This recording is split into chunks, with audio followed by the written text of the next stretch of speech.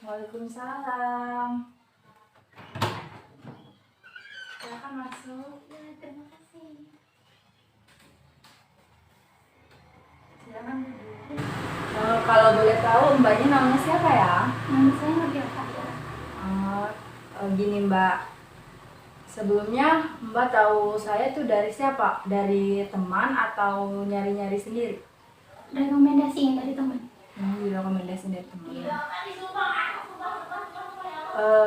Sebelumnya perkenalan dulu ya. Iya. Saya Amria Rosidah, konselor yang ada di bidang konseling ini ya, lembaga konseling ini. Salam kenal ya mbak. Iya, salam kenal juga. Sebelumnya saya mau nanya nih, Mbak Ira ini apakah sudah pernah melakukan konseling atau belum? Belum. Oh belum. Iya. Baik, jika Mbak Ira belum melakukan konseling, belum pernah ya, saya akan menjelaskan dulu apa itu konseling dan asas-asas konseling, supaya nanti ketika proses konseling Mbak Ira bisa paham ya. Nah, jadi Mbak, konseling itu adalah proses pemberian bantuan yang diberikan oleh konselor. Nah, di sini yang menjadi konselor itu saya kepada konseli. Nah, yang menjadi konseli adalah Mbak Ira secara face to face atau secara individual untuk bertujuan untuk menyelesaikan masalah dari konseling. Nah, tujuan dari konseling juga untuk membantu mendirikan klien.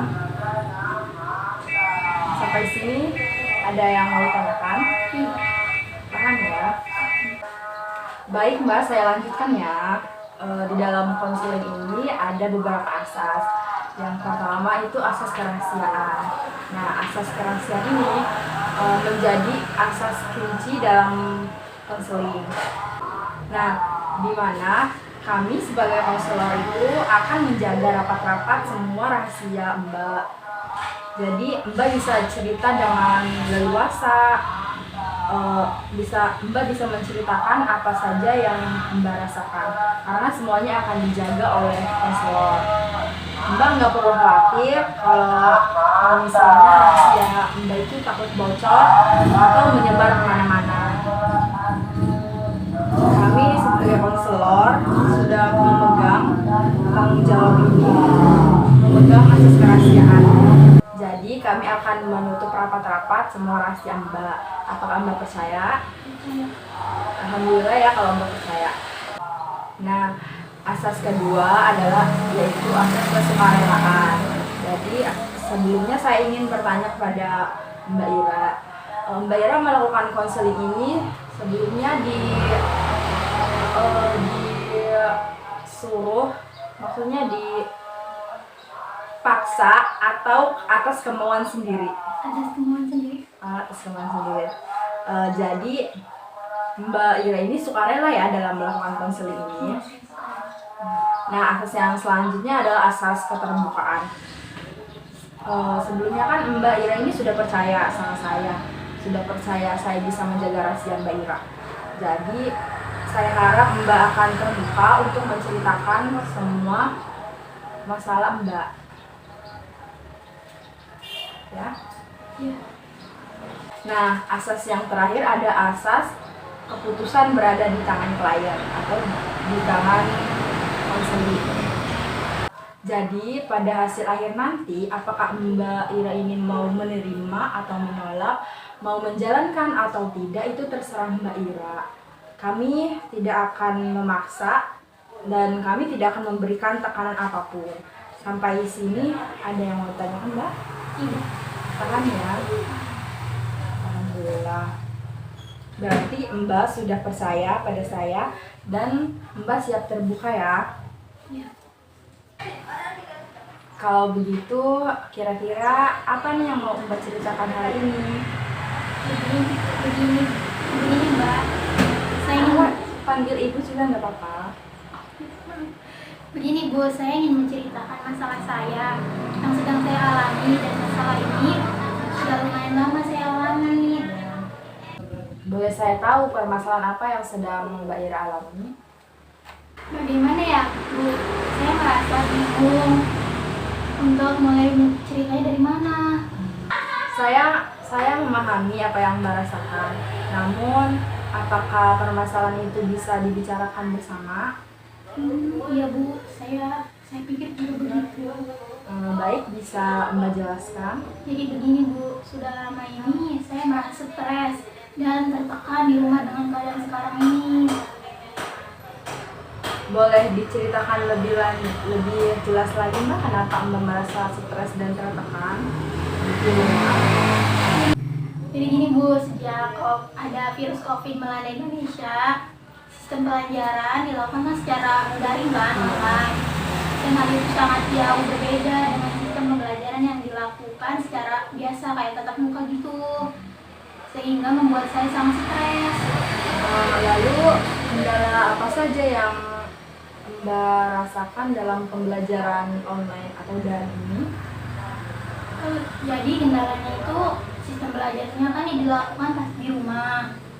Jika sistem pembelajarannya daring seperti ini otomatis kurang efektif. Jadi saya tidak begitu mengerti dengan materi yang telah diberikan oleh guru. Belum lagi orang tua saya yang membuat saya tertekan di rumah. Jadi Mbak merasa stres di rumah karena pembelajaran daring ini. Ya Bu, saya merasa gimana ya, saya tidak mengerti materi yang disampaikan oleh guru saya. Saya juga pusing karena setiap mata pelajaran itu pasti ada tugasnya, entah itu kelompok atau individu. Tapi saya juga orangnya sering menunda kerja gitu. Menunda tugas gitu ya untuk mengerjakan. Ya saya kebanyakan mikirinnya daripada ngerjainnya. Kalau sudah mepet deadline baru saya kerjakan dulu. Oh, berarti dalam pembelajaran online ini yang memberatkan itu sistem belajarnya dan tugas-tugasnya begitu ya Mbak? Sebenarnya mah sistemnya mah enggak, cuma ya tugas-tugasnya itu yang memberatkan saya. Tugas-tugas ini yang memberatkan Mbak. Ya. Baik, kalau di rumah Mbak ini kenapa ya merasa tertekan? Iya, jadi saya itu tertekan karena orang tua saya Bu. Oh, jadi yang membuat Mbak tertekan di rumah itu orang tua Mbak ya? Bisa diceritakan lebih jelas lagi Mbak, kenapa membuat Mbak tertekan? Jadi gini, saya tuh capek ya Bu, capek banget di rumah, banyak tugas kuliah yang menumpuk dan tugas yang diberikan ini lebih banyak dari pembelajaran offline. Ditambah lagi orang tua saya selalu marah ketika menyuruh saya untuk melakukan pekerjaan rumah. Oh iya, saya mengerti dan saya sangat prihatin mendengarnya. Dan saya merasakan apa yang Mbak Ira rasakan. Lalu kenapa orang tua Mbak Ira ini marah saat menyuruh Mbak melakukan pekerjaan rumah? Apakah Mbak menunda pekerjaan rumah itu atau bahkan Mbak tidak mau melakukannya? Saya melakukannya kok Bu, tetapi pada saat saya ada kelas atau sedang mengerjakan tugas, saya menolak melakukannya. Tetapi saya kesal karena orang tua saya tidak mau mengerti. Oke, jadi Mbak merasa kesal dengan perlakuan orang tua Mbak yang tidak bisa memahami dan mengerti perasaan Mbak ya. Iya. Kalau boleh tahu berapa jumlah keluarga Mbak? Saya punya 2 adik Bu, kebetulan saya anak pertama, tapi saya sadar sih Bu, mungkin karena saya anak pertama jadi cuma saya yang cuma bisa disuruh suruh. Oh iya. Baik, sepertinya Mbak sadar ya, karena Mbak ini adalah anak pertama, jadi Mbak yang lebih banyak disuruh-suruh oleh orang tua Mbak. Iya Bu. Oke, tadi Mbak bilang masalah ini dimulai sejak adanya COVID yang melanda Indonesia, sehingga pembelajarannya itu dilakukan secara online. Iya. Berarti masalah ini sudah berlangsung sekitar kurang lebih 1 tahun ya? Iya. Terus kenapa nih Mbak baru memutuskan untuk menceritakan masalah ini dan melakukan konseling? Saya baru cerita sekarang karena saya sudah sangat capek. Saya sudah tertekan sekali dan saya sadar saya itu butuh konseling gitu Bu. Baik, Baik, jadi Mbak ini baru cerita sekarang karena Mbak ini sudah cukup capek dan tertekan ya Mbak. Berarti dari masalah yang Mbak ceritakan tadi itu Mbak ini stres dan tertekan karena kuliah dan tugasnya. Eh, Terus ada juga dari orang tua yang membuat Mbak ini tertekan begitu ya? Iya. Tapi yang lebih bikin saya stres itu tugas-tugasnya sih Bu. Kalau soal belajar online masih biasa, nggak bikin stres banget. Iya. Oke, sekarang kita telah mengetahui ya permasalahan Mbak dalam kuliah online. Yang memberatkan itu tugas-tugasnya ya Mbak, bukan sistem online-nya. Ya, sebenarnya sih tugas dalam sistem online ini ya lebih banyak begitu ya Mbak, kalau sistem online ini tugasnya. Bahwasanya juga Mbak sering menunda-nunda untuk mengerjakan tugas. Dan Mbak baru mengerjakannya itu mepet deadline ya Mbak. Jadi apakah Mbak melakukan itu dengan sengaja karena malas atau bagaimana Mbak? Sebenarnya saya itu selalu memikirkan tugas, tapi saya hanya memikirkannya bagaimana mengerjakannya. Apakah saya bisa mengerjakannya seperti itu, Bu? Ya, saya memaklumi betul apa yang Mbak rasakan. Itu karena memang di perkuliahan ini tugas-tugasnya cukup sulit ya Mbak. Tapi Mbak sadar nggak bahwa dengan Mbak seperti itu menunda-nunda tugas, mengerjakannya mepet deadline, itu akan merugikan Mbak? Iya sih Bu, saya memang menyadarinya. Saya jadi terburu-buru dalam mengerjakan tugas itu. Padahal kalau tugas itu cepat-cepat dikerjakan, akan cepat selesai sehingga tidak ada lagi tugas yang menumpuk. Baik, dari jawaban Mbak tadi, saya tahu bahwa Mbak itu sadar ya akibat dari menunda-nunda tugas itu. Tapi kenapa tindakan seperti itu tetap Mbak ambil, tetap Mbak lakukan? Saya melakukan itu karena merasa tidak ada dorongan dalam diri saya dan saya merasa tidak mampu untuk mengerjakannya. Ya. Dari jawaban Mbak seperti itu, saya dapat mengidentifikasi bahwa Mbak ini mengalami kekurangan, maksudnya kurang semangat dalam kuliah ini ya Mbak, khususnya untuk mengerjakan tugasnya. Ya, saya menyadari itu Bu. Sebenarnya ketika itu terjadi, saya sangat menyesal Bu. Kamu tidak perlu menyesal begitu. Yang terjadi ini biarlah menjadi pembelajaran untuk Mbak ya. Yang terpenting itu adalah bagaimana Mbak sekarang mampu menyadari kesalahan Mbak yang lalu, dan Mbak ada kemauan untuk berubah. Yang harus dilakukan sekarang, Mbak ini harus menentukan tindakan apa yang Mbak lakukan, Mbak perlu lakukan di masa yang mendatang sehingga kejadian ini tidak terulang lagi. Nah, sekarang Mbak ini harus sadar ya bahwa penyebab dari itu semua penyebabnya adalah dari dalam diri Mbak sendiri ya. Sehingga Mbak ini harus menyadari dan memunculkan rasa tanggung jawab atas diri Mbak. Nah, sekarang saya ingin Mbak menyebutkan kalimat "saya bertanggung jawab" dengan kalimat akhir ditentukan oleh kamu sendiri. Kamu bertanggung jawab atas apa? Saya bertanggung jawab atas perbuatan saya yang selalu menunda tugas dan malas mengerjakannya. Dan saya berjanji tidak akan mengulanginya lagi. Baik, sejauh ini apa yang akan Mbak lakukan untuk mendorong diri supaya Mbak ini semangat dan ada kemauan dari dalam diri untuk mengerjakan tugas? Mungkin saya akan lebih bisa memanage waktu untuk mengerjakan tugas saya dan tidak menunda-nunda mengerjakannya. Tapi menurut Ibu, apa yang harus saya lakukan agar perilaku saya bisa diatasi? Sekarang saya akan memberikan beberapa arahan yang bisa Mbak pilih untuk mengatasi masalah Mbak ini ya. Yang pertama itu, sebelumnya Mbak ini dalam memanage waktu untuk mengerjakan tugas-tugasnya ya Mbak. Yang pertama itu, Mbak ini harus menghentikan yang paling biasa Mbak lakukan adalah menunda, dan Mbak harus menghentikan perilaku tersebut ya Mbak. Jadi secara psikologis itu manusia memang sering menunda loh Mbak. Jadi Mbak secara psikologis juga memang sih orang-orang itu terbiasa menunda.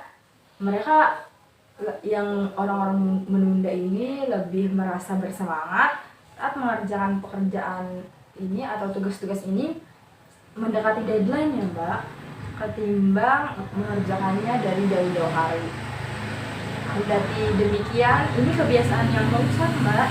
Ini kebiasaan yang merusak tubuh dan membuat banyak rencana tak rampung. Maksudnya rencana-rencananya tidak akan beres begitu ya Mbak, tidak akan selesai semua tugas-tugasnya. Yang kedua yaitu Mbak ini harus membuat jadwal, baik itu jadwal di HP agar lebih mudah ya Mbak mengingatnya, atau juga Mbak bisa menempelkan jadwal ini di dinding kamar Mbak supaya Mbak bisa melihat-lihat gitu ya Mbak.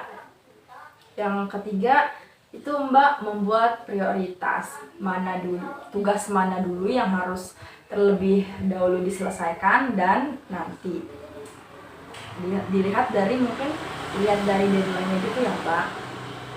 Yang ketiga itu Mbak ini harus lebih fokus lagi ya Mbak.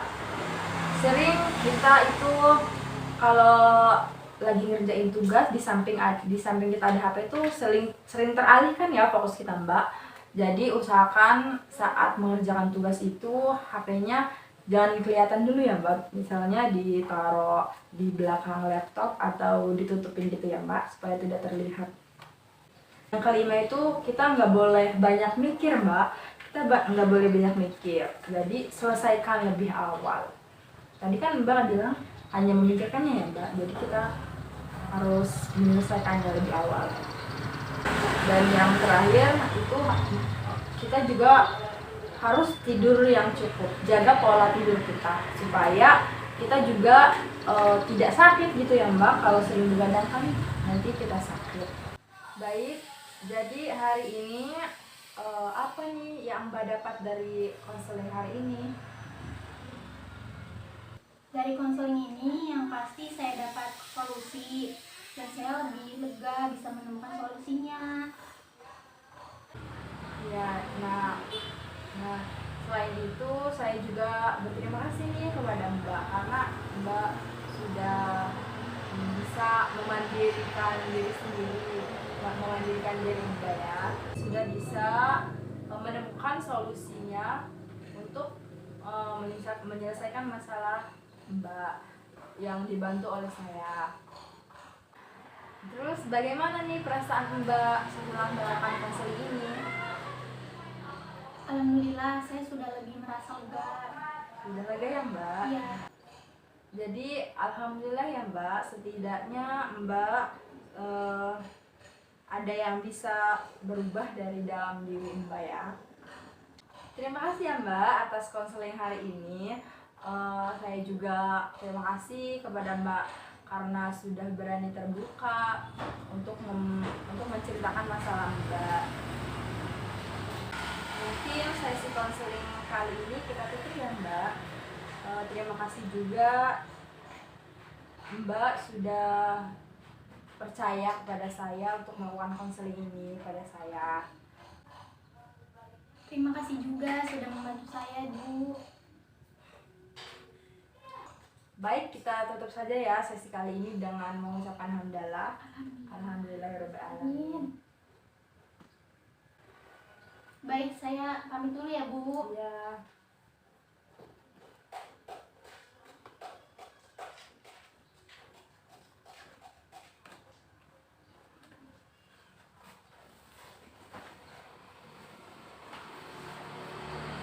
Makasih ya. Ya,